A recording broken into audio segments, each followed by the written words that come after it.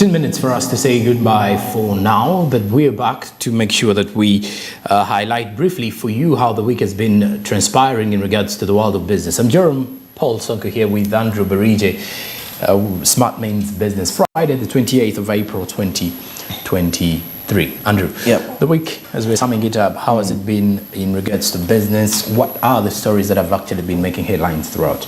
Yeah, of course, I cannot rule out the aspect of the potholes, which have been quite a big issue for some time. And till we reached the peak of the issue when we saw the members of parliament actually going ahead to on ground, you know, to take a look at what is really happening in here. Yes. And the reality, let me say that, you know, what... you know, when they're into their vehicles, the SUVs, sometimes they may not face the reality of what it means for somebody to be into the pothole, but they went out there.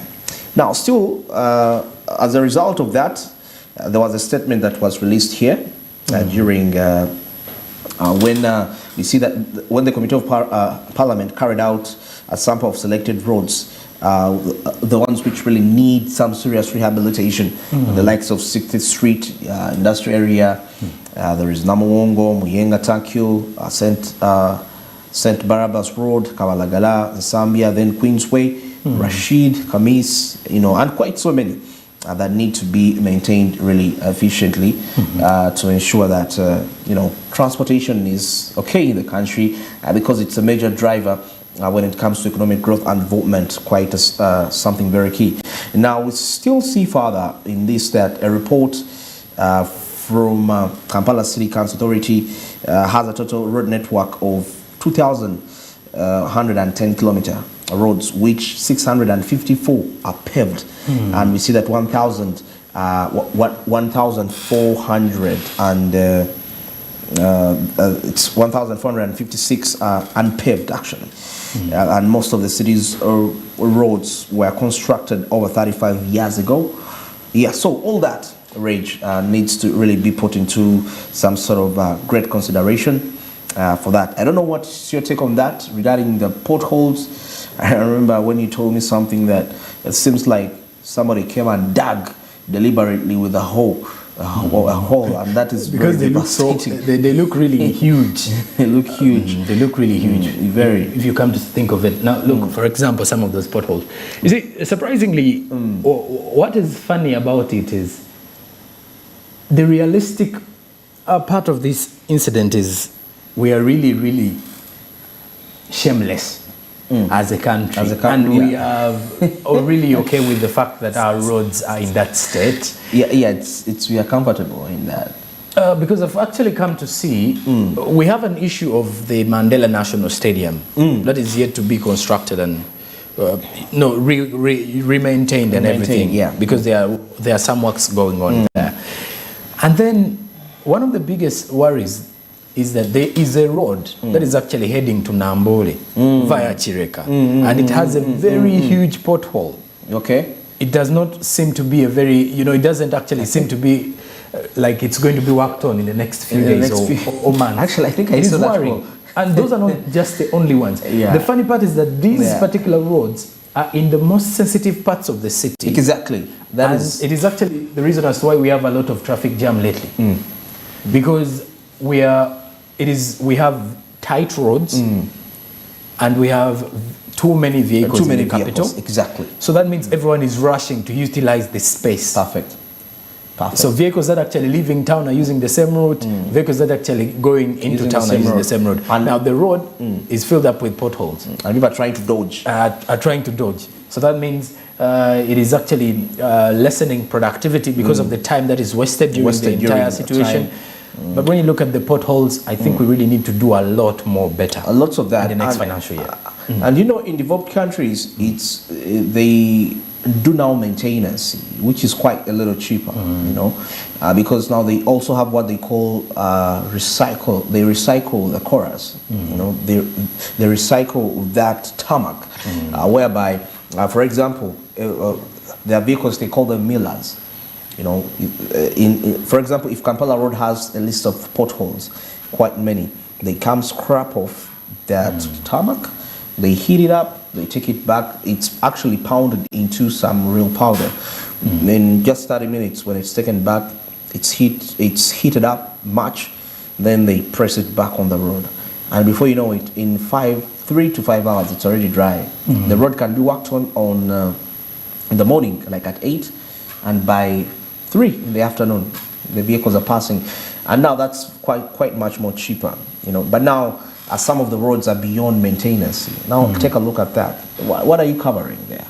You know, I think when you talk about maintenance, I think it's the same reason as you're saying that, well, sometimes you realize that maintaining in Uganda would have been easier if even the roads we had were good quality. Good quality, yeah. Because now, for example, if you look at the Entebbe Express Highway, it's a good quality road. Maintaining it is actually would be more easier. But then roads that look already shambolic or already 60 years almost. 60 years. Yeah. It is now difficult to maintain. For people who are actually in Kenya, I have some friends of mine who are now who relocated to Kenya, and the funny part is most of them tell me, "Can you, if you had to compare Uganda's economy to Kenya's, which one do you think is better?" Then, in my own view, I would actually tell people is that when you look at what Kenya and Tanzania have done in regards to transportation, they have established road networks or highways, yes, in the cities that can easily smoothen traffic flow and ease in the movement of goods and commodities. Commodities, very true. Because, for example, now Chikubo Business District is the busiest. It is the heart of the business in Kampala. Yeah, especially for the SMEs. That is where their heart is. That's why they get most of the products. Yeah, Chikubo, around Chikubo there, it has a lot more traffic because of the the narrow roads. By the way, even the narrow. So when you look at that. This affects it actually affects a lot of business. You never know how it affects, because any kind of person who tells you this is the reason as to why most people now chose to use borders instead of their personal vehicles. Someone just parks their cars at home, picks up a border because you have a meeting to catch, you have a business to run, you have orders to to at least see that they are delivered and everything. It's just that here in the country, it takes us back to the argument where normally people are saying that in developed countries, people prefer using public transport means to their own private transport. Actually, yeah, very true. Most especially when they are going to private is more in leisure. You know, leisure. I mean, and here in Uganda, it's more of prestige. If you have your own car or if you have your own means of transport. If you board a taxi, you're a low income earner. Yes. It is like you're not actually, people don't look at you in a respectful way. They think you have not made it out there if you're using a taxi, a bus and everything. But forgetting that in other countries where public transport has been modernized, for example, Tanzania's bus network is top notch and there is less traffic because these buses actually have their own lanes. Now, besides that, in Kenya, they have the rail network working so efficiently well, the SGR. So they also have domestic flights. When the public transport is well established, it becomes very easier. In Kenya, for example, they also have highways that are quite many, and it makes it makes it very possible. Travel by train to some areas. And if we have to benchmark on Tanzania, for example, I think it is time for us to realize how important it is for public transport. Here, really, network is actually off the hook. It's under actually the CGR is going to be repaired. Besides that, you look at our road networks being affected. I think the most active thing we have in the country is road transport. Road transport, and for people who actually use borders, it's the most efficient means of transport for now. Efficient, effective, standby, whatever you can call it. All right, now away from that, we cannot rule out the flooding. Of course, the rains are in Kampala, and of course, still trying to relate it to what is happening here. The potholes, the flooding. In other words, the planning of the city. Now, recently, there was something dreadful that happened where cargo was trapped in Mombasa, in the Mombasa floods for the traders in Uganda. And that caused quite lots of, a worry amongst the community. First of all, there is delay in receiving the goods. Probably you're a trader and you have an order for a client, but the product that you're supposed to deliver to the client is trapped in the floods out there in Mombasa. So that was quite very, very, very worrying. And of course, they were calling upon the URA to intervene by waiving off taxes because they were working in losses.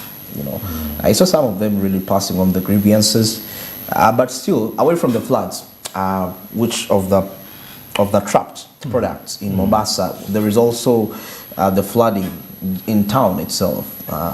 With the spokesperson of CAFA, that's Kwebingham Zamel, and I know he was bringing out this aspect that sighted arcades, which literally every day they are trapping, they are removing water, you know, on a daily basis.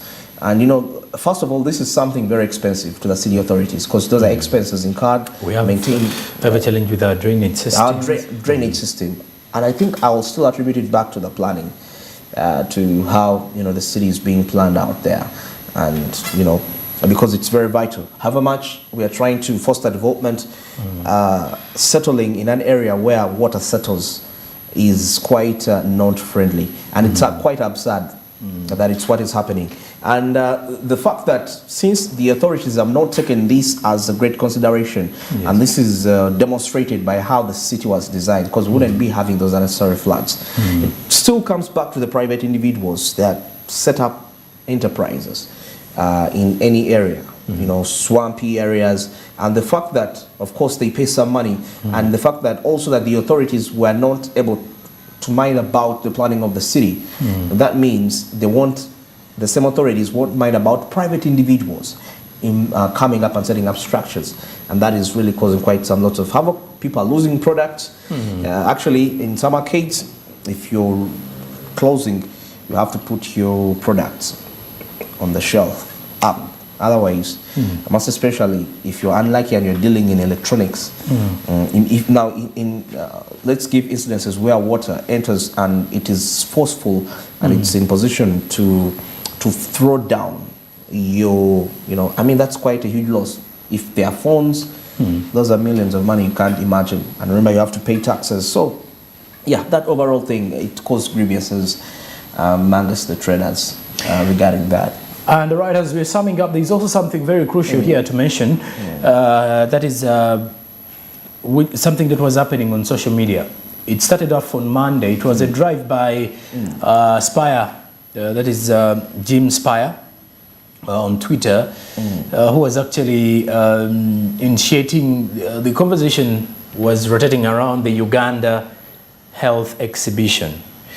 If you're to remember the time when we were having the pothole exhibition where Ugandans were using Twitter or social media to post the state of roads in the country. This time around, Ugandans on Twitter were actually posting and tweeting about the state of Uganda's health sector.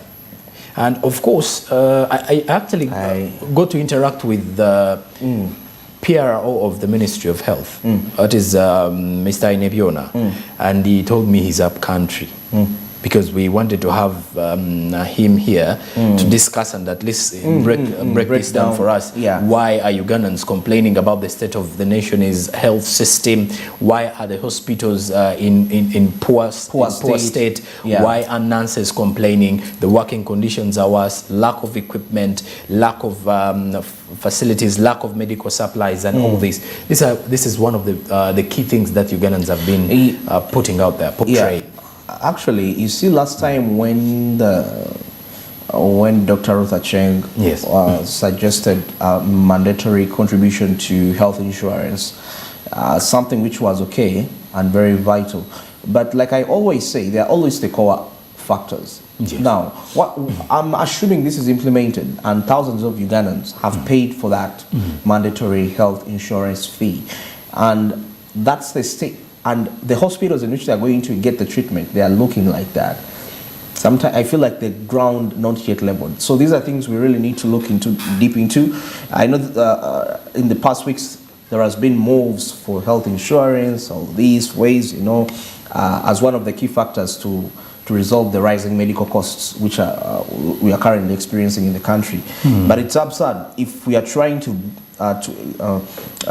find solution to one aspect, but then we realize that the solution still for it to function efficiently, there still has to be something else to be done. So our efforts seem to be a little bit reckless at some point in time. So the core factor here is that we need, even our very own referral hospitals need absolute rehabilitation. I mean, to be put together, to really be presentable, to reach a national and an international standard, at least a recommended standard, whereby if our officials fall sick, they're also treated here. You know, when Donald Trump got COVID-19, it wasn't put to Europe.